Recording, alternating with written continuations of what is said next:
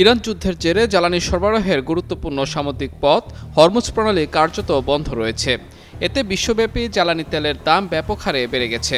এ অবস্থায় হরমুজ প্রণালী পুনরায় খোলার জন্য মিত্র দেশগুলোর কাছে যুদ্ধজাহাজ পাঠানোর সহায়তা চেয়েও হতাশ হয়েছেন মার্কিন প্রেসিডেন্ট ডোনাল্ড ট্রাম্প। আর ফরাসি প্রেসিডেন্ট ইমানুয়েল ম্যাক্রো বলেছেন, বলপূর্বক হরমুজ প্রণালী খোলার জন্য সামরিক অভিযান চালানো হবে অবাস্তব পদক্ষেপ।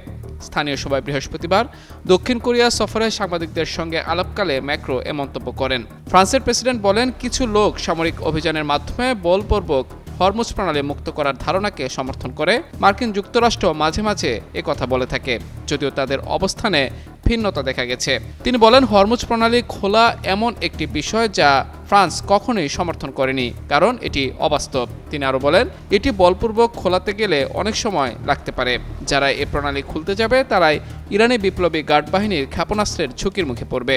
এ সময় ইরানের যুক্তরাষ্ট্র ও ইসরায়েলের সামরিক অভিযানেরও সমালোচনা করেন ম্যাক্রো। তিনি বলেন, ইরানে মার্কিন ইসরায়েলি হামলা দেশটির পারমাণবিক কর্মসূচির সমস্যার সমাধান হবে না।